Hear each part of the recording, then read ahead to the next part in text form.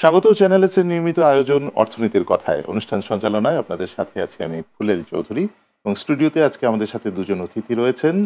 আমার হাতের ডান পাশে রয়েছেন ব্যাংক কর্মকর্তা জনাব কাউসার আহমেদ।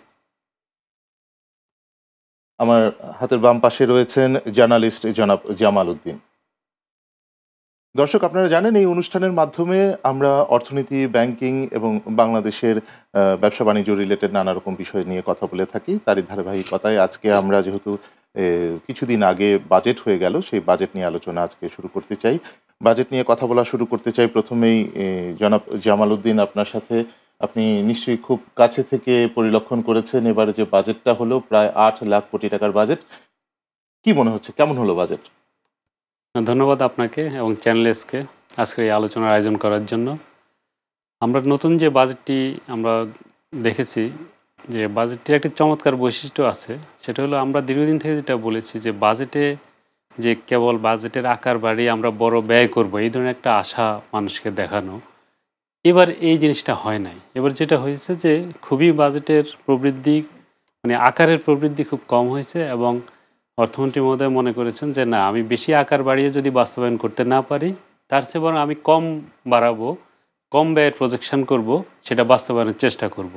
এদিক থেকে আমরা আশাবাদী যে এটা একটা ভালো বাজেট হয়েছে, যে উনি গতানুগতিকতার বাইরে এসে এবার একটা কম আকার বাড়িয়ে একটা বাজেট দিয়েছেন এবং এটার মূল চ্যালেঞ্জ যদিও থেকে যাচ্ছে, তারপর আমরা খুবই আশাবাদী যে উনি বাস্তবায়নের জন্য যথাযথ প্রস্তুতি এবং যা করণীয় তা করবেন।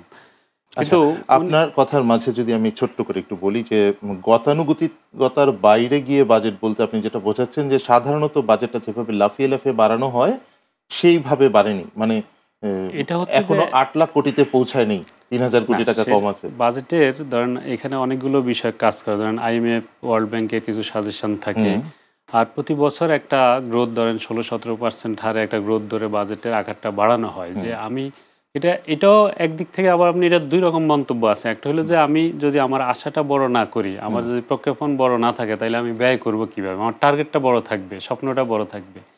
আবার রিয়েলিস্টিক ক্ষেত্রে এসে দেখা গেল আমরা অন্যান্য বছর আমরা আসলে বাস্তবায়ন করতে পারছি না। তো যেহেতু বাস্তবায়ন করা যাচ্ছে না, সেক্ষেত্রে আমি বড় আশা নিয়ে তো লাভ নেই। সেই অর্থে আমি বললাম যে অন্যান্যবার যে গতানুগতিকভাবে উনি ওই যে 17% বা মানে 19% গ্রোথ বাড়ানোর যে চিন্তা, এখান থেকে সরে এসে উনি একটা কম আকারের বাজেট দিয়েছে। কিন্তু এরও অনেকগুলো চ্যালেঞ্জ আছে, যে এখন উনি যে প্রেক্ষাপটে বাজেটটা দিয়েছেন, এই প্রেক্ষাপটটা আমাদের ইন্টারন্যাশনালি আমরা গ্লোবালি অনেকগুলো প্রবলেম ফেস করতেছি। মিডল ইস্টের যুদ্ধসহ ইকোনমিক একটা ক্রাইসিস আছে। করোনার পর পরিস্থিতি কিন্তু এখনও ঠিক হয় নাই। তারপরে ডলারের ক্রাইসিস আছে। ইন্টারনালি যদি আমরা দেখি, আমরা এখানে মারাত্মকভাবে ডলারের ক্রাইসিস ফেস করতেছি। আমাদের সাথে একজন ব্যাংকার আছেন, উনি হয়তো এটা আরও ডিটেলস বলতে পারবেন। ব্যাংকগুলো এলসি খুলতে পারছে না, ইনফ্লেশন রেট এত হাই, আপনি 9% ইনফ্লেশনে আপনি কি করে আপনার ইনভেস্টমেন্ট হবে? এগুলো বড় ধরনের একটা প্রশ্ন রয়ে গেছে। এই প্রশ্নের উত্তরগুলো নেই। আরেকটা বিষয় হচ্ছে, পৃথিবীর উন্নত দেশগুলোতে বাজেটের একটা বড় দিক থাকে যে কর্মসংস্থান সৃষ্টি। ওখানে একটা টার্গেট বলা হয়ে থাকে যে প্রতিটা বাজেটেই যে ফার্স্ট থিং যে আপনি এই বছরে আমার এই পরিমাণ কর্মসংস্থান সৃষ্টি হবে, এমপ্লয়মেন্ট জেনারেশন হবে এবং তার আলোকে সে ইনভেস্টমেন্ট করবে, বিনিয়োগ করবে, খাতগুলো ভাগ করে দেওয়া হবে। এই বিষয়টি বরাবরই উপেক্ষিত রয়ে গেছে আমাদের এখানে। এছাড়াও আমরা যদি ইয়ের কথা বলি, আপনি সেফটি নেটের কথা যদি বলেন, সাধারণ যারা এখানে উপকারভোগীর সংখ্যা অনেক বাড়ানো হয়েছে, কিন্তু সেই হারে ভাতা বাড়ানো হয় নাই। অথচ আপনি যদি ইনফ্লেশনকে সামনে রেখে এগুলো চিন্তা করেন, তারপরে আপনি কর্মসংস্থান বললাম, আবার এখানে যে ইনফ্লেশন, তাতে মানুষের আয় বাড়াতে হবে। আয় বাড়াতে হলে আপনাকে বিনিয়োগ, ইনকাম বাড়াতে হবে, কিন্তু আপনার প্রাইভেট সেক্টরে আপনি গ্রোথ প্রজেকশন খুবই কম করেছেন। আবার সরকারও ব্যাংক থেকে লোন নেবে অনেক বেশি। তাহলে যে অবস্থা হবে যে এই একটা বছর আমরা আপাতত দেখছি যে বেসরকারি খাতে লোন পাবে না, মানে বেসরকারি ব্যক্তি উদ্যোগগুলো নিরুৎসাহিত হবে। তা আপনি যদি প্রাইভেট সেক্টরে যদি পর্যাপ্ত লোন না পায়, তাহলে কর্মসংস্থান কিভাবে হবে? ইনভেস্টমেন্ট পর্যাপ্ত লোন পাওয়া নিয়ে আপনি যে বিষয়টা বলছিলেন, আপনি সম্ভবত এখানে ব্যাংকের যে রেটটা আছে, লোনের রেটটা এখন না, রেট না, এটা একটা জিনিস হলো, এটা তো আছে যে ইন্টারেস্ট রেট না। এখানে আরেকটা বিষয় হলো যে প্রতি বছর আমরা এখন আমাদের একটা মুদ্রানীতি 6 মাস পর পর করা হয়, যে বাজেটে একটা প্রজেকশন আছে যে এই অর্থ বছরে আমরা কত পার্সেন্ট আমাদের গ্রোথ হবে এবং সেটা আমি প্রাইভেট সেক্টরে কত ইনভেস্ট করবো, গভর্নমেন্ট সেক্টরে কত যাবে। সেই প্রাইভেট সেক্টর ক্রেডিটের এই সুবিধাটা অনেক কম। তো ডেফিনেটলি। আপনি যদি প্রাইভেট সেক্টর যদি গ্রোথ কম হয় ইনভেস্টমেন্টের, ধরেন আমি ব্যাংকে গেলাম, ব্যাংকের টাকা পেলাম না, তাহলে আমি ইনভেস্টমেন্ট কিভাবে করব? তো আপনি শিল্পায়নে কিন্তু খুব একটা মানে আশাবাদী না এই ব্যাংকে বাজেটটা। গেলেন, ব্যাংকে টাকা পেলেন না, এটা যদি বেসরকারি ব্যাংকের কথা বলি, হুম। সেক্ষেত্রে তো বেসরকারি ব্যাংকগুলো তাদের যে না, আমানত এটা সংগ্রহ করে এটা সেখান থেকে সরকারি আর ডিসবার্সটা বেসরকারি করে। ব্যাংকের বিষয় না। এটা হলো যে আমরা একটা মনিটারি পলিসি আছে আমাদের। হুম। এর মাধ্যমে আমরা এই বছরে ধরেন কতটুকু, কখনো আমরা সম্প্রসারণমূলক ছিল, কখনো সংকোচনমূলক ছিল। আমরা হুম। এখন সংকোচনমূলক নীতিতে বিশ্বাস এখন করে আমরা আছি। একটু তার মানে আমি সংকোচনমূলকে চলে প্রাইভেট এসেছি, জি। সেক্টরে আমার ক্রেডিট গ্রোথ খুব বেশি দেব না। কেন দেব না? ইনফ্লেশনটা যেহেতু আমার হাই, হুম। তাহলে টাকা যদি বাজারে বেশি ছড়িয়ে যায় তাহলে আবার ডেফিনেটলি, ইনফ্লেশনটা আরো বেড়ে যাবে। সেই ডেফিনেটলি, জি। ইনফ্লেশন কার্ভ করার জন্য এই জিনিসটা করা হয়েছে। কিন্তু সেটা করতে গিয়ে আপনি যদি ইনভেস্টমেন্টই না হয়, কলকারখানা না হয়, তাহলে আর কর্মসংস্থান হবে কিভাবে? মানুষের আয় বাড়বে কিভাবে? তাইলে আমি টোটালি একটা সাইকেল, এবং সেখানে আমার ইকোনমিক গ্রোথটা কোথায় গিয়ে দাঁড়াবে? তার মানে এই বছর শেষে ২ টা জিনিস আমরা ধরছি, যে বিনিয়োগে এক ধরনের স্থবিরতা থাকবে, প্লাস কর্মসংস্থান ওইভাবে আশানুরূপ হবে না, এবং টোটালি ইকোনমিক গ্রোথটা এবার যেই প্রজেকশন আছে সেই অনুযায়ী হবে না। আচ্ছা, আমরা ইকোনমিক গ্রোথ প্রজেকশন অনুযায়ী হবে না বলে তিনি শঙ্কা প্রকাশ করেছেন। সেখান থেকে এবার আপনার কাছে চলে আসি। আপনি একজন ব্যাংক কর্মকর্তা। আপনি আপনার দৃষ্টিকোণ থেকে এবারের বাজেটকে কিভাবে দেখছেন, যে এই বাজেটের প্রভাব ব্যাংকের উপরে কেমনভাবে পড়বে? মানে আপনার গ্রাহকদের উপর কেমনভাবে পড়বে? টোটাল ব্যাংকিং সেক্টরের উপর কি প্রভাব পড়তে যাচ্ছে বলে আপনার মনে হচ্ছে? ধন্যবাদ। জামাল ভাই যেটা বলছিলেন, আসলে সেই কথার সূত্র ধরে বলি যে বাজেট এবার একটা সরকার চেষ্টা করেছে যে একটা ব্যালেন্স বাজেট দেওয়ার জন্য। হুম। ২ টা টার্ম আছে ইকোনমিতে, যেটা আমরা বলি ইকোনমিক গ্রোথ এবং ইকোনমিক স্টেবিলিটি। হুম। তো এটার সাথে সবসময় আমরা আমাদের মতো কান্ট্রিগুলোকে সবসময় আসলে একটা ট্রেড অফ করে চলতে হয়।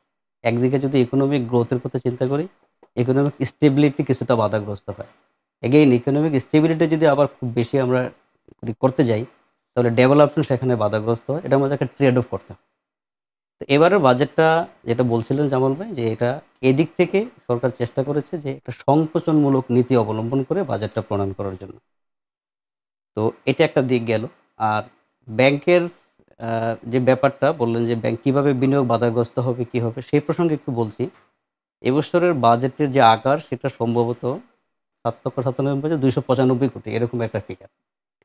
যাই হোক, এর মধ্যে ডেফিসিট বাজেট প্রায় ২,৫৬,০০০ কোটি টাকা এরকম। এই ডেফিসিট বাজেটটা মিট আপ করতে গিয়ে সরকারকে প্রায় ১,৩৭,০০০ কোটি টাকা ব্যাংক থেকে ঋণ নিতে হবে। তো যেটা উনি বলছিলেন যে বিনিয়োগ বাধাগ্রস্ত এবং কর্মসংস্থান সৃষ্টিতে যেই চ্যালেঞ্জের মুখে পড়বে, সেটাই আসলে যে ডেফিসিট বাজেটের প্রায় একটা বড় অংশ, ধরা যায় প্রায় 50% এর বেশি, শুধুমাত্র ব্যাংক বরোয়িংয়ের মাধ্যমে সরকার ব্যাংক থেকে যখন ঋণ নেবে।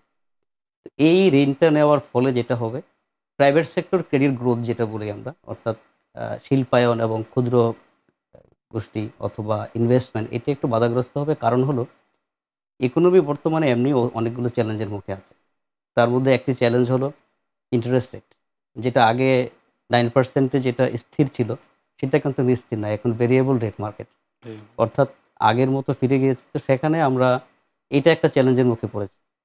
আবার অধিকন্তু যখন সরকার অধিক পরিমাণে এত পরিমাণে বরোয়িং করে ব্যাংকের বাজেটের ডেফিসিটটা ফিল আপ করতে যাবে, তখন স্বভাবতই এই সংকোচনমূলক নীতি বাস্তবায়নে সেখানে প্রাইভেট সেক্টর ক্রেডিট গ্রোথটা একটু কম হবে। এটা বাধাগ্রস্ত হবে, ব্যাপারটা এভাবে না বলে আমি আসলে চ্যালেঞ্জ বলতে চাই। এটা চ্যালেঞ্জের মুখে পড়বে। তো সরকারের সেই এই চ্যালেঞ্জটা ব্যাংকগুলো কিভাবে, মানে ব্যাংক তো শুধু গভর্নমেন্টকেই সাপোর্ট দিবে তা না। ব্যাংক তো নিশ্চয়ই চাইবে যে প্রাইভেট সেক্টরের যারা ব্যাংকের যারা সম্ভাব্য ক্লায়েন্ট আছে তাদের কাছেও বিনিয়োগ করার জন্য বা তাদেরকে লোন দেওয়ার জন্য, সেই জায়গাটাতে ব্যাংকগুলো কিভাবে মিট আপ বা কোনো প্রস্তুতি নিতে পারবে বলে আপনার মনে হয়? না, ব্যাংক তো সেটা চেষ্টা করবেই। কারণ ব্যাংক তার গ্রোথকে মিট আপ করার জন্য তার সর্বোচ্চ চেষ্টাটা থাকবে। কিন্তু ব্যাপারটা হলো, যখন ব্যাংকের তো ঋণ দেওয়ার একটা সক্ষমতা থাকবে। হুম। তো আমার ডিপোজিটের এগেইনস্টে আমি কতটুকু ঋণ দিতে পারবো? হুম। তো সেই ঋণটা তো অ্যালোকেটেড একটা, মানে একটা ফিক্সড হুম। ফিগার থাকে। Fixed figure. তো সেখানে গভর্নমেন্ট যদি বরোইংটা বেশি হয়, হুম। স্বভাবতই অন্য খাতে সেই অ্যালোকেশনটা কমে যাবে। এভাবে আসলে বেসিক্যালি বিনিয়োগটা বাধাগ্রস্ত হওয়ার সম্ভাবনা আছে বা চ্যালেঞ্জের মুখে সম্ভাবনা আছে। আর স্বভাবতই বিনিয়োগ যদি বাধাগ্রস্ত হয়, সেই ক্ষেত্রে অ্যাজ এ রেজাল্ট যেটা হবে, সেটা কর্মসংস্থানে বাধাগ্রস্ত হওয়ার সম্ভাবনা আছে। তো সেক্ষেত্রে আমি মনে করব যে এই বাজেটের যে সংকোচনমূলক যে বাজেট এবং ট্রেড অফ করার যেই চিন্তা সরকারের, সেই ক্ষেত্রে একটা চ্যালেঞ্জ সরকারকে পোহাতে হবে। তার মানে আলটিমেটলি আপনাদের কথার প্রসঙ্গে যেটা আসছে যে এই বাজেটের ফলে কিন্তু ব্যাংকের যারা গ্রাহক আছে তাদের উপর একটা প্রভাব পড়তে যাচ্ছে। কারণ গভর্নমেন্ট যদি বেশি ঋণ নিয়ে নেয় ব্যাংকের কাছ থেকে তাহলে সেই ঋণের সাধারণ গ্রাহক যে ঋণ পাওয়ার কথা সেখানে ঋণ গ্রাহক কম পাবে। অন্যদিকে এটাও কি একটা কারণ না সাধারণ গ্রাহকের ক্ষেত্রে যে ব্যাংকের এখন যে রেটটার কথা আপনি বলছিলেন ব্যাংক রেটের কথা মানে ব্যাংকের ঋণ দেওয়ার ক্ষেত্রে যে রেটটা আনস্টেবল একটা রেট কোথাও 12, 13, 14, 15 এর বেশিও হয়তো বা কোনো ব্যাংকে আছে। তো এই যে ধীরে, ধীরে শুধু রেটটা বাড়ছে, এটাও তো মানে ঋণ গ্রহীতাদেরকে নিরুৎসাহিত করার একটা কারণ। নিরুৎসাহিত ওভাবে না, যেহেতু আগে জিনিসটা ছিল ফিক্সড 9% ছিল এবং ডিপোজিটের হয়তো একটু ভেরিয়েবল রেট ছিল। কিন্তু এখন যেহেতু জিনিসটা বাজার ভিত্তিক হুম, সম্পূর্ণই। এখানে ডিপোজিট আমাদের আসলে র ম্যাটেরিয়াল। হুম, এটা আমি যদি বেশি দামে কিনি তখন আমি আমার প্রোডাক্ট বেশি দামে বিক্রি করব। হুম, আবার কম দামে কিনতে পারলে কম দামে বিক্রি করব। বেসিক্যালি এরকমই আরকি। সরলীকরণ করতে গেলে কথাটা এরকম দাঁড়ায়। তো ডিপোজিটের যেহেতু রেটেরও কোনো আ এখানে কোনো নির্দিষ্ট সীমা নেই, হুম, সেই ক্ষেত্রে বিনিয়োগের নির্দিষ্ট সীমা নেই। একেক ব্যাংক একেকভাবে চেষ্টা করবে তার সক্ষমতা অনুসারে কাজ করার জন্য। তো এটা একটা পর্যায়ে গিয়ে আবার যখন শুরু হয় ব্যাপারটা তখন হয়তো একটু টার্মোইল থাকে। কিন্তু একটা নির্দিষ্ট সময় পরে গিয়ে আবার একটা স্থিরতা পর্যায়ে আসে। তখন কিন্তু সাময়িকভাবে হয়তো বাধাগ্রস্ত হবে কিছুটা। কারণ যেখানে আগে আ কম পয়সায় বিনিয়োগ পাওয়া যেত, সেখানে একটু বেশি খরচ হবে। তো সেই খরচটা যেটা হবে আল্টিমেটলি গিয়ে গ্রাহকের উপরে পড়বে। এবং আল্টিমেটলি গ্রাহকের বলতে বোঝাচ্ছি আমি যেটা সেটা যে আমরা আল্টিমেট কনজিউমার যারা, পণ্যের দাম বেড়ে যাবে। এমনিই তো আমাদের আসলে গ্লোবাল সিচুয়েশন এর কারণে মূলত ফরেন এক্সচেঞ্জ এর যে ব্যাপারটা রয়ে গেছে সেটা তো এখনো চ্যালেঞ্জের মুখে আছে। অর্থাৎ আমদানির যে ব্যয়টা, সেই ব্যয়টা এখনো এমন একটা পর্যায়ে আসে নাই যেটা বলা যায় যে আজকে আমদানি বা এটা হবে, কালকে সেটা হবে। তো সেই জায়গাটা রয়ে গেছে। মধ্যপ্রাচ্য এবং আ ইউক্রেন রাশিয়ার যেই যুদ্ধ পরিস্থিতিটা, সেই পরিস্থিতি আসলে একটা পর্যায়ে না গেলে এই মার্কেটটা এখনো স্টেবিলাইজ হওয়ার সুযোগ নাই। তো মূলত এখানে ৩ টা চ্যালেঞ্জই কাজ করবে। এখানে আমদানি-বাণিজ্য কিছুটা বাধাগ্রস্ত এবং চ্যালেঞ্জের মুখে আছে। সেটাও আমাদের বিনিয়োগকে কিছুটা হলেও চ্যালেঞ্জের মুখে ফেলবে আমি মনে করি। উম উনি উনার দৃষ্টিকোণ থেকে বলছিলেন। না, ওইটা উনি যেটা বলছেন ঠিকই যে আসলে কিন্তু ইন্টারেস্ট রেট নিয়ে আমার একটা অবজারভেশন হলো যে এটা ঠিক যে আমি যদি ডিপোজিট রেট যেভাবে নেব তার হুম, উপরে আমার ইন্টারেস্ট রেটটা আমি ওভাবে একটা কিন্তু গভর্নমেন্ট রেটের মনে হয় একটা স্প্রেড 3% আর 5% এখন আছে 3% না এর ডিপোজিট আর ইয়ের লেন্ডিং রেটের মধ্যে একটা হ্যাঁ, এটা করে এটা এরকম এখন এটা যেটা হয় ব্যাংকগুলো অপারেশন কস্টটা এখন অনেক বেশি দেখায় হুম। আসলে আমরা যে মানে বেশি মার্কেট দেখায়? বেশি দেখায় মার্কেট মানে যদি আমরা বেশি বলি দেখায় বলতে কি? এটা আমি মানে ওর আমি অপারেশন আসতেছি কস্ট আসলে এত না এত দেখাচ্ছে? দেখাচ্ছে না আসলে সে বেশি করতেছে বেশি কিভাবে করতেছে, বেশি আচ্ছা। করে ধরেন তার যেটা সে লাক্সারি সে তার যেই একটা ব্রাঞ্চ ওপেনিং হবে ওই ব্রাঞ্চে যেই পরিমাণ সাজসজ্জার দরকার নাই সে ফর এক্সাম্পল যদি ব্রাঞ্চের খরচ হয় 5 কোটি টাকা সেইটাকে 15 কোটি টাকা নিয়ে যাচ্ছে খরচ দেখাচ্ছে আচ্ছা। বা খরচ করছে যেটাই বলি না কেন এটা তো তার দরকার নাই এরকম অনেকগুলো লাক্সারি খরচ ব্যাংকগুলোতে হচ্ছে আসলে কি লাক্সারি খরচ ব্যাংকের জন্য দরকার নেই? ব্যাংক কর্মকর্তা কি মনে করেন? কারণ ব্যাংকগুলোর মধ্যে কিন্তু একটা পশ একটা ভাব এটা বাংলাদেশের অন্যান্য প্রতিষ্ঠানের তুলনায় ব্যাংক বিশেষ করে প্রাইভেট ব্যাংকগুলোর মধ্যে আমরা দেখতে পাই। ওই ভাবটার কি আসলে দরকার আছে নাকি নেই? না, এইটাও একটা বিতর্কের বিষয় আরকি। বিষয় হলো এটার পক্ষে বিপক্ষে দুটোই বলতে পারবেন যে আমরা যারা ব্যাংকে প্রাইভেট ব্যাংকে চাকরি করি বেসিক্যালি। তো সেখানে বিনিয়োগ নিতে বা ব্যাংকের সেবা যারা গ্রহণ করতে আসেন তাদের একটা কমফোর্টের বিষয় থাকে। তারা কিরকম দেখতে চায়। তো তাদের কথা চিন্তা করেই কিন্তু মূলত এই খরচটা করা হয়। আর এই খরচটা কিন্তু আসলে ডিপোজিটের সাথে আমরা আমাদের কস্ট অফ ফান্ড যেটা আমরা হিসাব করি যে deposit cost plus operational cost বা অন্য আমাদের যেই কস্ট থাকে এই কস্টের এই অংশটা কিন্তু অত বেশি না। মূলত ডিপোজিটের যে প্রকিউরমেন্ট কস্ট অর্থাৎ গ্রাহককে আমরা ডিপোজিটের বিপরীতে যে ইন্টারেস্ট প্রদান করি মূলত ওই কস্টে অনেক সিংহভাগ বেসিক্যালি। তো ওই না কস্টটা এটা আমি আপনার সাথে একমত হয়েও কিছুটা আমি মানে প্রেক্ষাপটটা একটু বলার চেষ্টা করি আচ্ছা। সেটা হচ্ছে ধরেন যে আমি যদি ডিপোজিট রেট যদি যখন 6% আমি নিচ্ছি তখন আমি 9% বা 9-এ আমি এটা দিতে পারতেছি লেন্ডিং রেটটা মানে সুদের হার আপনার কাছে আমি বিনিয়োগ করতেছি কিন্তু আপনার কাছে যখন আমানত রাখবো তখন 6% এরকম এর মধ্যে 3% গ্যাপ আছে মানে এটাই আমার এই কস্টিংটা আমার লাগবে এই গ্যাপটা এখন বাংলাদেশে যদি এর আগে ধরি অনেক ইতিহাস ছিল যে এটা আমরা কেন সিঙ্গেল ডিজিটে আসতে পারি না, এটা গত 15-20 বছর ধরে এই আলাপ আলোচনা হচ্ছে। এটা একবার ক্রমান্বয়ে অটো কমে আসছিল, এটা 2002-3-4 সালের দিকে ক্রমান্বয়ে যখন কমতেছিল, এটা প্রায় 9-10 মানে কাছাকাছি চলে আসতেছিল, সিঙ্গেল ডিজিট হয়ে যাবে এরকম অটো মার্কেট। এর মধ্যেই করলো কি গভর্নমেন্ট এটাকে বাড়ায় দিল, বাড়ায় দেওয়া এটাকে বেশি করে দিল। তারপর কখনো কখনো আপনি দেখেন যে এটা 12-13-14% হয়ে গেল ওই সময়। এই যে বাড়তি ট্রেন্ডটা, এরপরে তো 15-16-17-18 এরকম হয়ে গেল। তারপরে এসে অনেক কথার পর আগের অর্থমন্ত্রী আমাদের জনাব মোস্তফা কামাল সাহেব, কারণ আমার সাথে উনি বলেছেন যে এই ইন্টারেস্ট রেটটা বেশি এবং আমরা এর কারণে ইন্ডাস্ট্রিয়ালাইজেশন হচ্ছে না। তারপর উনি এটা ওনার সময় এটা 9% করা হলো, এবং উনি আরেকটা কথা বলছেন যে আমরা এটাকে মানে যে সিম্পল রেট আমরা করে দেবো সরল সুদে, কারণ এখন চক্রবৃদ্ধি হিসাব হয় সরল সুদে। তাহলে কি হয় যে আপনার মানে যারা ঋণ গ্রহীতা তাদের জন্য কিছুটা মানে তাদের কষ্ট লাঘব হবে, কিছুটা বেশি টাকা মানে ইয়েটা কমে যাবে। তো সেটা ইভেন ডেট দেওয়া মানে টাইমলাইন দেওয়া হয়েছে যে আমি এই জুনের মধ্যে এটা সিম্পল সুদ করে দেব, কিন্তু সিম্পল রেট আর উনি করে যেতে পারেন নাই, এবং উল্টা বরং এটা এখন আইসা আমরা দেখতেছি যে উল্টো পথে হাঁটতেছে, এখন ইন্টারেস্ট রেট অটো বেড়ে গেছে। তো 9% ক্যাপ দেওয়ার ফলে যেটা হয়েছে, আপনি ডিপোজিট রেট 6%, কারণ আমি ব্যাংকে ধরেন আপনার একটা ফান্ড আছে 1 কোটি 2 কোটি টাকা, আপনি আইডল রেখে দিয়েছেন ব্যাংকে, দিয়ে 10% 11% আপনি ইন্টারেস্ট নিয়ে বসে আছেন। এটা ভালো নাকি আপনাকে আমি একটা এনাবল এনভায়রনমেন্ট দিলে আপনি যদি 1 কোটি টাকা বিনিয়োগ করে ইনভেস্ট করে ব্যবসা করেন, সেক্ষেত্রে কর্মসংস্থান হবে, আপনার ইনকাম আরও বাড়বে, সেটা ভালো।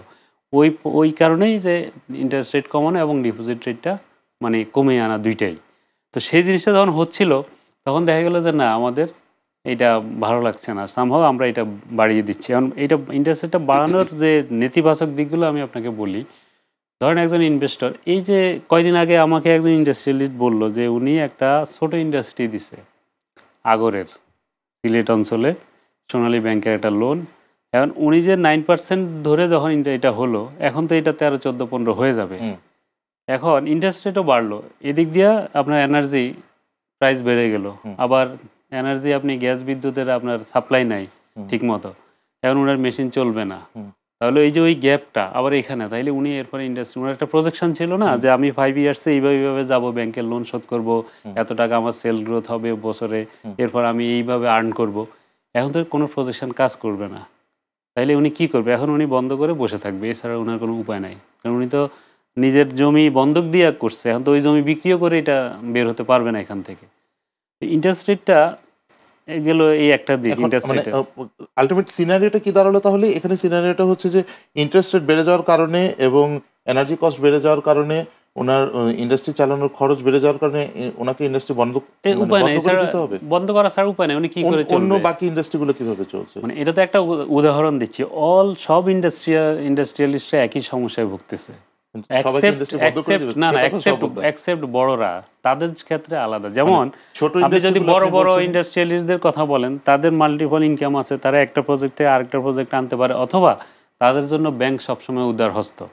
উনি একজন ব্যাংকার, আপনি জিজ্ঞেস করেন যে কোনো আপনি যান একটা ব্যাংকে, আপনার জুতা ক্ষয় হয়ে যাবে, আপনি লোন পাবেন না, আপনার সকল পেপার সবকিছু থাকা সত্ত্বেও পাবে না। আর বাংলাদেশে অনেক ইন্ডাস্ট্রিয়ালিস্ট আছে, সকল পেপার ঠিকঠাক থাকা সত্ত্বেও একজন ব্যবসায়ী ব্যাংকের কাছ থেকে ঋণ পাবে না। ছোট গ্রাহকরা অনেকেই তাদের কাগজপত্র ঠিকঠাক থাকা সত্ত্বেও ব্যাংক থেকে ঋণ পেতে অনেক বেশি কাঠখড় পোহাতে হয়। অন্যদিকে ব্যাংক কর্মকর্তা আছেন আমাদের সাথে, আপনি অনেক বছর যাবৎ ব্যাংকিং করছেন, ওনার এই অভিযোগটা কতটুকু সত্য? জামাল ভাই হয়তো যেটা বোঝাতে চাচ্ছেন সেটা হলো যে বড় গ্রাহকের ক্ষেত্রে যত দ্রুত ঋণ পাওয়া যায়, ছোট গ্রাহকের ক্ষেত্রে সেই ক্ষেত্রে এই ব্যাপারটা অনেক চ্যালেঞ্জিং এই অর্থে, আমি ব্যাংকার হিসেবে যে কথা বলি এবং আমি ঋণ যেই অ্যাপ্রুভাল প্রসেস তার মধ্যে জড়িত অনেকদিন যাবৎ, আসলে ব্যাংকের যে মানি আমরা আসলে ইনভেস্ট করি, এই ইনভেস্ট করার প্রক্রিয়াটা ধরেন দুটা জিনিস, ব্যাংকের ইন্টারনাল পলিসি এবং এক্সটার্নাল পলিসি, বাংলাদেশ ব্যাংক এখানে আছে এডিশনাল। এই সমস্ত গাইডলাইন মেনেই কিন্তু বিনিয়োগ করতে হয়। তো গাইডলাইন তো আসলে সবার ক্ষেত্রে একই, সবার ক্ষেত্রে একই। তো আমি বলছি যে এখানে যে ক্রেডিট অ্যাসেসমেন্ট বা ঋণের যে যোগ্যতা পরিমাপক যে কতগুলো বিষয় আছে, এই বিষয়গুলো আসলে ছোট গ্রাহকের ক্ষেত্রে কিছুটা চ্যালেঞ্জিং।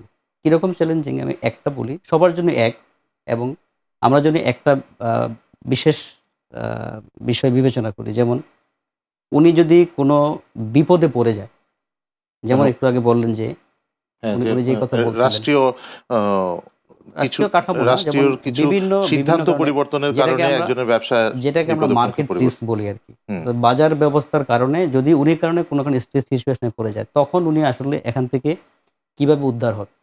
এই ক্ষেত্রে বড়, বড় গ্রাহক যারা থাকে তাদের ক্ষেত্রে জিনিসটা যতটা সহজ, ছোট গ্রাহকের ক্ষেত্রে ততটা সহজ না। তো আমরা ঋণের যেই অ্যাসেসমেন্টের প্রক্রিয়া, এই প্রক্রিয়ার মধ্যে এটাও কিন্তু একটা বড় প্রক্রিয়া যে রেজিলিয়েন্স বলে যেটাকে আমরা, তার সহ্য ক্ষমতাটা কতটুকু থাকবে। তো ছোট গ্রাহকের ক্ষেত্রে এটা চ্যালেঞ্জিং, এবং এটা থেকে আসলে আ এটা যে করছে না তা না। এখন কিন্তু আমরা অনেক ক্ষেত্রে কোলাটেরাল ফ্রি লোন বা ছোট গ্রাহকের ক্ষেত্রে আলাদা পলিসি, বাংলাদেশ ব্যাংকের সাপোর্ট, এগুলো দিয়ে সবকিছু করতে হয়। তবে কিছু, কিছু ক্ষেত্রে এক্ষেত্রে ছোট গ্রাহকরা ঋণ খেতে অধিক স্ক্রুটিনির মধ্য দিয়ে যেতে হয়, এটা সত্য। তবে একেবারে সবকিছু ঠিকঠাক থাকলে ঋণ হয় না, এরকম না। ব্যাপারটা মানে হলো আপনি যে বলছেন হ্যাঁ ঋণ হয়, উনিও বলছিলেন যে ঋণ হয় কিন্তু হয়, ওনাকে কিন্তু অনেক বেশি কাঠখড় পোহাতে হয়। হ্যাঁ, মানে উনাকে একজন ছোট গ্রাহক, ওনার ব্যবসার ঝুঁকি বেশি আপনি বলছেন, সেই জন্য জি, ওনাকে স্ক্রুটিনাইজিং বেশি করা হয়। বেশি করা হয়। আপনার কি তাই কিন্তু মনে আবার হয়? এটাও ঠিক যে একজন ছোট গ্রাহক যেভাবে ঋণ মানে তার পেমেন্ট কিস্তি দেয় ঠিক মতো, বড়দের অনেকেই দেয় না। আমরা রেগুলার নিউজ পেপারে প্রায় দেখি বড় বড় ব্যবসায়ী গ্রুপ যারা ঋণ খেলাপি হয়, ব্যাংকে তার ঠিক মানে মতো টাকা দেয় না, এটা কি একটা বারবার কারণ যে রিশিডিউল করছে। স্ক্রুটিনাইজিং ঠিকভাবে করা হয়নি বড় গ্রাহকের ক্ষেত্রে, তাকে বড় গ্রাহক বিধায় ওনাকে স্পেশাল সার্ভিস দেওয়া হয়েছে, সেই ক্ষেত্রে উনি ঋণ খেলাপি হয়ে যাওয়ার জন্য স্ক্রুটিনাইজিং এর জায়গায় না, গ্যাপ রয়ে ব্যাপারটা গেছে। আসলে ব্যাপারটা এরকম না। একজন ছোট গ্রাহক যখন কোনো ব্যবসায় ক্ষতিগ্রস্ত হয়, তার ক্ষতিগ্রস্ততার পরিমাণ যেরকম, তার ধাক্কাটা সামলানোর জন্য যতটা ইজি, বড় গ্রুপ অফ কোম্পানি অথবা বড় গ্রাহক যখন কোনো এই ধরনের সিচুয়েশনের মধ্য দিয়ে যায়, তার ক্ষেত্রে অনেক বড় ধরনের চ্যালেঞ্জের মুখে পড়তে হয়। এরকম একটা ব্যাপার কাজ করে। ব্যাপারটা কি এরকম না যে ছোট গ্রাহকের জন্য মানে চ্যালেঞ্জ আসলে কিন্তু যার যার চ্যালেঞ্জ তার তার জন্য বড়। মানে ছোট গ্রাহক ওনার জন্য ১,০০,০০,০০০ টাকা যত বড় চ্যালেঞ্জ, বড় গ্রাহক ওনার জন্য ১০০,০০,০০,০০০ টাকা বড় চ্যালেঞ্জ। এখন বড় গ্রাহক যখন খেলাপি ঋণ কিন্তু হয়ে আপনি যাচ্ছে, যেটা বললেন উনি যে কিন্তু ধরেন যে স্ক্রুটিনি হওয়া উচিত ভালো, উনার কথার যুক্তি আছে, কিন্তু বড়দের এই যে বললেন বড় ক্ষতি হয়ে যায়, তাহলে সেখানে বেশি স্ক্রুটিনি দরকার। আর ছোট গ্রাহক কিন্তু মানে শুধু ঝুঁকি বেশি হলেও তার তো খরচের লিমিটটা কম, আপনি তাকে খুব কম টাকা দিচ্ছেন। সুতরাং আপনি এখানে তার ঝুঁকিটা ওই অর্থে কম যে একটা বিগ ভলিউম আপনি একজন গ্রাহক মানে তার লোকসান হয়ে যাচ্ছে, আর একজন ছোট তারটা অনেক কম হয়ে যাচ্ছে। যে কারণে এসএমইকে কেন গুরুত্ব দেওয়া হচ্ছে ক্ষুদ্র ও মাঝারি ইন্ডাস্ট্রিতে, যে আমরা যদি একজনকে ১০০ কোটি টাকা ফর এক্সাম্পল আমরা লোন দিই, আর যদি আমরা ১০ কোটি টাকা করে ছোটো এসএমই আমরা ১০ জনকে দিই, এই ১০ জনের মধ্যে হয়তো আমার 50% যদি কাভার হয়ে যায়, হয়তো লস কাভার করতে পারে, মানে এই ৫ জন আমার টিকে গেল। কিন্তু বড়জন একজন ডুবে গেলে ১০০ কোটি একেবারেই ডুবে যাচ্ছে। হ্যাঁ, এবং সেই সেক্ষেত্রে ডুবে যাওয়ার সিনারিও কিন্তু আমরা নিয়মিত দেখতে পাচ্ছি। প্রতিদিন এই নন পারফর্মিং লোন বাড়ছে। আচ্ছা, এখানে আরেকটা বিষয় আছে যে নন পারমানেন্ট লোন আমাদের বাড়ছে, এটা ভালো কথা। মানে আমরা ব্যাংকের যে খেলাপি নিয়ে কথা হচ্ছে, হুম। কেন এটা বাড়ছে? এখন এখানে ২ রকম। একটা হইলো যে উইলফুল ডিফল্টার, আরেকটা হইলো যে সে যৌক্তিক কারণে, লজিক্যাল কারণে সে বা পরিস্থিতির কারণে সে বাধ্য ডিফল্টার হইতে। যেটা আমি একটু আগে যে উদাহরণটা বললাম। বাংলাদেশে এরকম অনেক ইন্ডাস্ট্রি আছে যারা প্রজেক্ট নিল, শুরু করলো, মেশিনারিজ আনলো, এরপরে বিদ্যুৎ নাই, লাইন পাচ্ছে না, গ্যাস সংকট পাচ্ছে না। তাইলে তার ইন্ডাস্ট্রি চলছে না, কিন্তু ব্যাংকের কিস্তি তো তাকে দিতে হবে। তো মানে যে এই যে প্রজেক্টে পরিস্থিতি, বিদ্যুৎ লাইন পাওয়ার সম্ভাবনা নেই, হুম, যে প্রজেক্টে ইউটিলিটি সার্ভিস পাওয়ার সম্ভাবনা নেই, ওই প্রজেক্টে ব্যাংক বিনিয়োগ করবে কেন? না সেটা তো ব্যাংক আগে ওইটা তো ব্যাংকের ওখানে ইস্যু না। শত শত কোটি টাকা বিনিয়োগ করে ব্যাংক, না, মানে না, ব্যাংকে আসলে যাবে ওখানে যদি ওই সার্ভিসগুলো না থাকে এমন মানে চ্যালেঞ্জিং সম্ভাবনাতে? না, ব্যাংক যখন আসলে যখন প্রকল্প বিবেচনায় নেয়, যখন এই প্রকল্পের সম্ভাব্যতা যাচাই করে, এগুলো সব বিবেচনা করেই কিন্তু দেওয়া হয়। তারপরও যেটাকে আমরা বলি কন্টিনজেন্সি আরকি, অর্থাৎ পরিস্থিতির কারণে অনেক সময় এরকম অনেক ব্যাপার হয়ে যায় যে এখন ধরেন যে দেশে এনার্জি সংকট আছে, একথা সত্যি, একথা অস্বীকার করার কিছু নেই। হুম, দেশে জ্বালানি সংকট আছে, ঠিকভাবে গ্যাস হুম। সার্ভিস পাচ্ছে না। গার্মেন্টসগুলো অলরেডি যাদের গ্যাস লাইন আছে আপনি তারা দেখবেন যে ঠিকভাবে প্রতি পাচ্ছে না। মাসেই কোনো না কোনো পত্রিকায় এটা নিউজ হচ্ছে হ্যাঁ, যে গ্যাস সংগ্রহ উৎপাদন বাধাগ্রস্ত হচ্ছে। বাধাগ্রস্ত হচ্ছে। এখন এই যে উৎপাদন বাধাগ্রস্ত হচ্ছে, এতে তার ২ ধরনের সমস্যা হচ্ছে। একটা হইলো যে যখন একটা মেশিন স্টার্ট করে, তো আপনার তার এক্সপোর্টে, যখন এক্সপোর্টের ক্ষেত্রে যেটা কোয়ালিটি হ্যাম্পার করে, এইভাবে বারবার ইন্টারাপশন হইলে, তো কোয়ালিটি হ্যাম্পার হইলে ওই প্রোডাকশন তার জন্য লোকসান। আবার যখন আপনি গ্যাস বিদ্যুৎ থাকবে না, তখন তার টোটাল প্রোডাকশনের কোনো শিপ বন্ধ থাকে, তাহলে তার এলসি শিপমেন্টের একটা নির্দিষ্ট তারিখ থাকে, ডেলিভারি তারিখ থাকে, সেটা শিপমেন্ট করা সম্ভব হচ্ছে না, তাহলে তার বিজনেসই ক্যান্সেল হয়ে যাচ্ছে। তো সেই ক্ষেত্রে এই লোক ব্যাংকের কিস্তি ঠিকমতো কিভাবে পরিশোধ করবে? এটা একটা বড় ধরনের সমস্যা। আর একটা গ্রুপ আছে যারা ইচ্ছা করে আমি টাকা দিলাম না ব্যাংকের, কি হবে?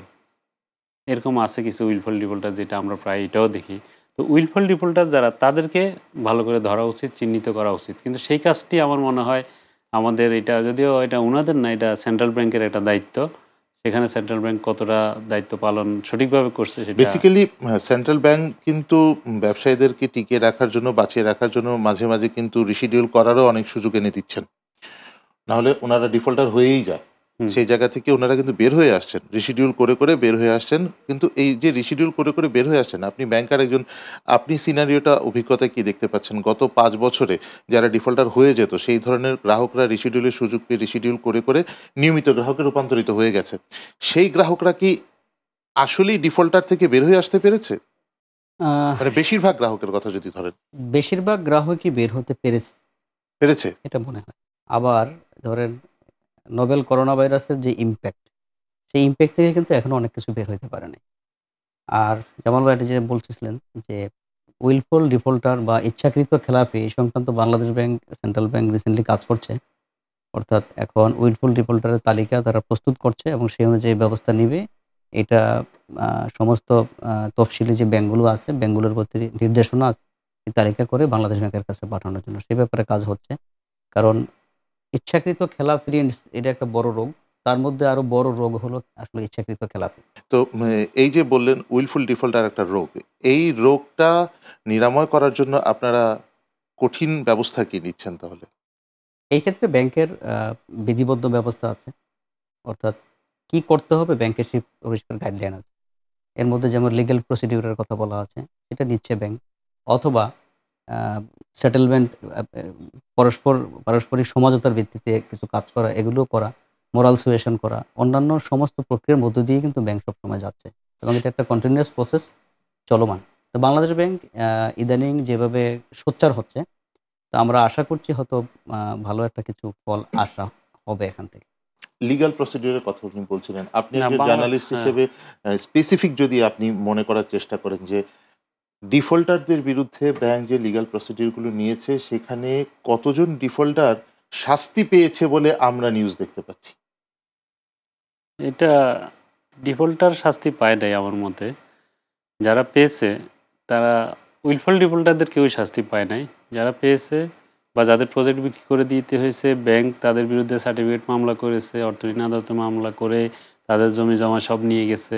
তাদের যারা গ্যারান্টার, তাদেরকেও, এখন তো গ্যারান্টার হলেও তারা খেলাপি হয়ে যায়, তারাও ধরাশায়ী হয়েছে। এটা কি মানে এই ধরনের পানিশমেন্ট গুলো মনে হয় ছোট গ্রাহকরাই বেশি পেয়েছে না? রাইট, মানে এক্স্যাক্টলি। বড় গ্রাহকরা যারা শত শত কোটি টাকা মানে যারা ঋণ যৌক্তিক খেলাপি। কারণে, আমি যাদের কথা বললাম, যৌক্তিক কারণে যারা খেলাপি, তাদের জন্য যত সব কিছু।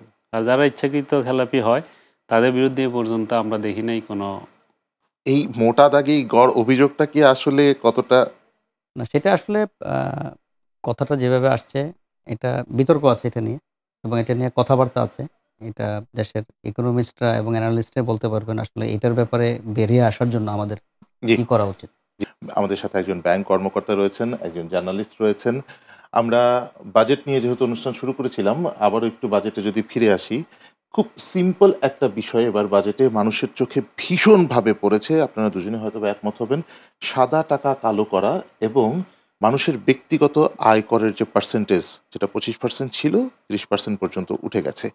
এই ২ টা জায়গা কিন্তু মানুষের কাছে খুব, মানে যারা চাকরি করেন তাদের কাছেও এটা খুব একটা বার্নিং ইস্যু, এবং অন্যদিকে সাদা টাকা কালো করা। আমি যদি খুব মানে জনগণের ভাষায় যদি বলি, কালো টাকা সাদা করার ক্ষেত্রে 15% ট্যাক্স দিলে উনি কালো টাকা সাদা করতে পারবেন।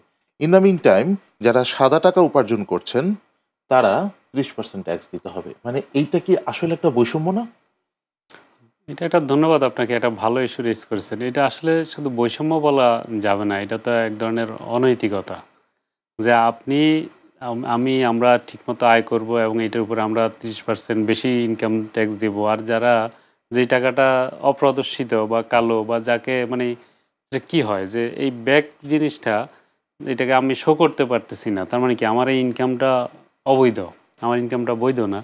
তো সেক্ষেত্রে সেটা 15%-এ আমি সাদা করতে পারবো। এটা মানে আমাদের স্পিডের সাথে যায় না। হ্যাঁ, আমরা যে সবার কথা বলি, আমাদের যে মূলনীতি এটার সাথে আসলে যায় না।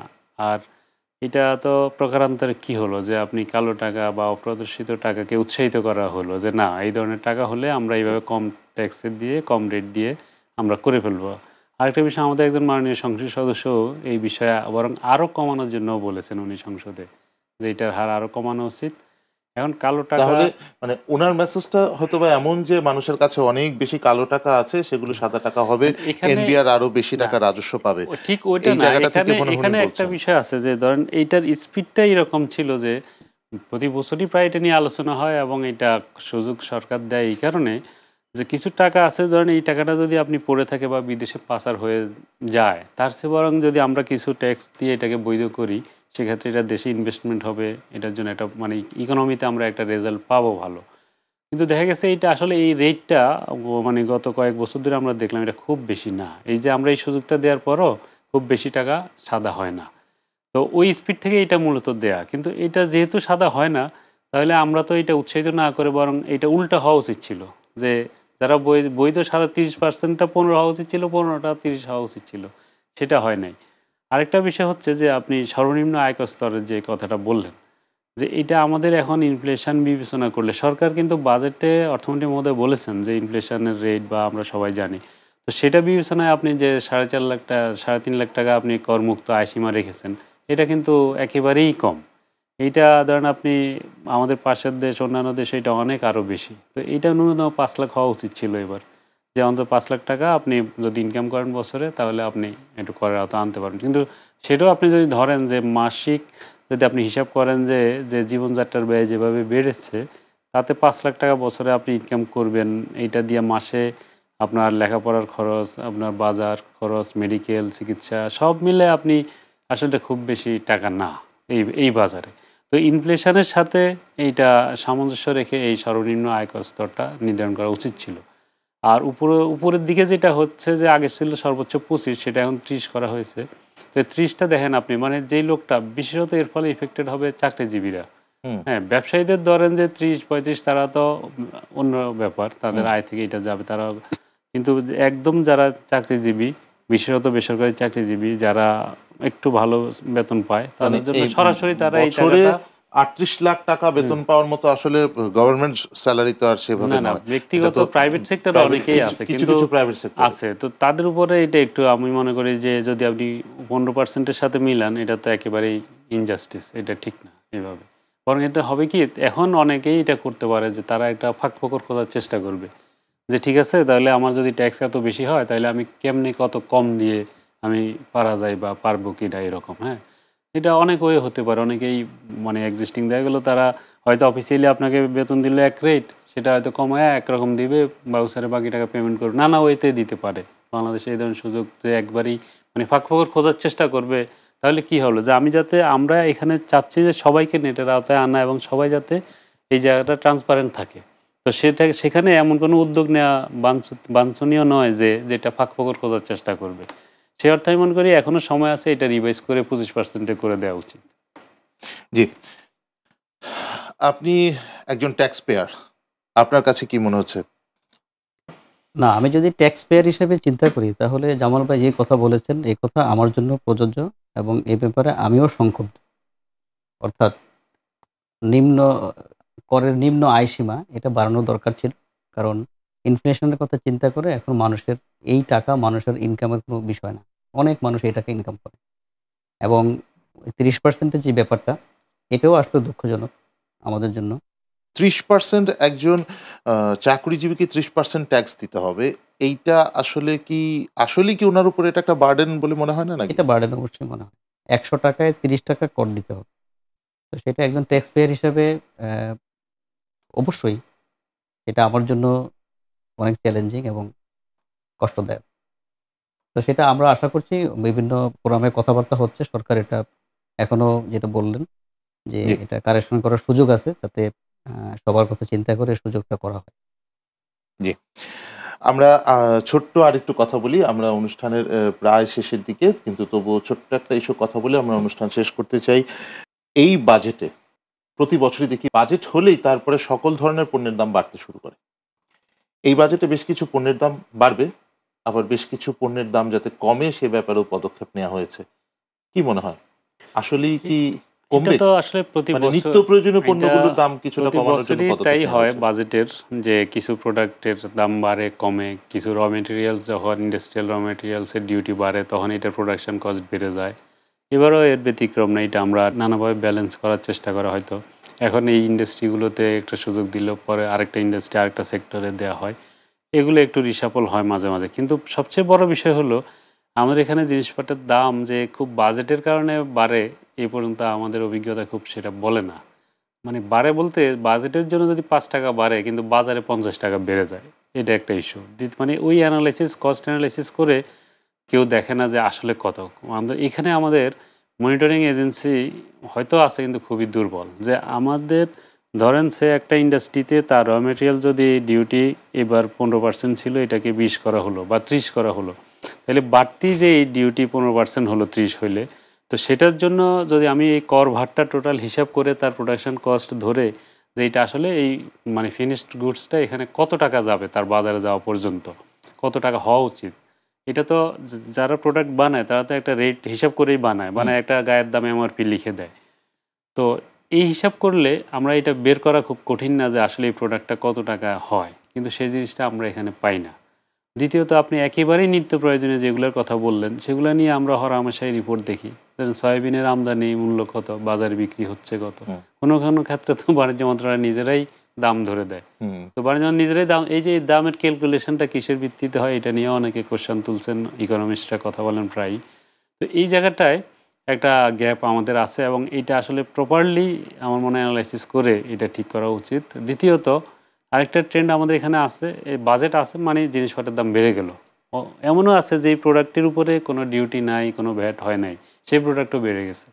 এটি হলো বাংলাদেশের মানুষ, যে কোনো উৎসব মানেই আমাদের এখানে দাম বাড়ার যে প্রবণতা, এটা রোধ করতে হলে আমাদের ব্যবসায়ীদের মানসিকতার পরিবর্তন করতে হবে। অতি মুনাফা থেকে, তাদের লোভ থেকে তার বেরিয়ে আসতে হবে এবং আমরা জনগণ হিসাবে আমাদেরকেও একটু সচেতন হতে হবে। দায়িত্ববোধ থেকে আমরা প্রয়োজনটুকু, এই যে আসলে যে সবাই ঢালাও গণহারে একটা সংকট বা দাম বাড়বে বলে কিনে রাখা, এটা বন্ধ করতে হবে। সর্বোপরি সরকারিভাবে আমাদের যে মনিটরিংটা হয়, এই মনিটরিং জোরদার করতে হবে যাতে কেউ অতি মুনাফার লোভে জিনিসপত্রের দাম বিনা কারণে বাড়িয়ে দিতে না পারে। তো আমি আশাবাদী যে এক্ষেত্রে শীঘ্রই আমরা একটা আগামী দিনগুলোতে একটা ভালো ফল পাবো এবং এইভাবে জিনিসপত্রের দাম, উৎসব মানে জিনিসপত্রের দাম বৃদ্ধি, এটা হয়তো থাকবে না। আপনার সাথে আমিও একই সূত্রে আশাবাদী। দর্শক, আপনাদের সবাইকে অনেক অনেক ধন্যবাদ এতক্ষণ আমাদের সঙ্গে থাকার জন্য। আমাদের অতিথি দুজনকেও ধন্যবাদ আমাদের সাথে আজকে স্টুডিওতে যোগদান করার জন্যে। আগামী অনুষ্ঠান দেখার আমন্ত্রণ জানিয়ে অর্থনীতির কথা অনুষ্ঠান এখানেই শেষ করছি। চ্যানেল এর সঙ্গেই থাকবেন, ভালো থাকবেন।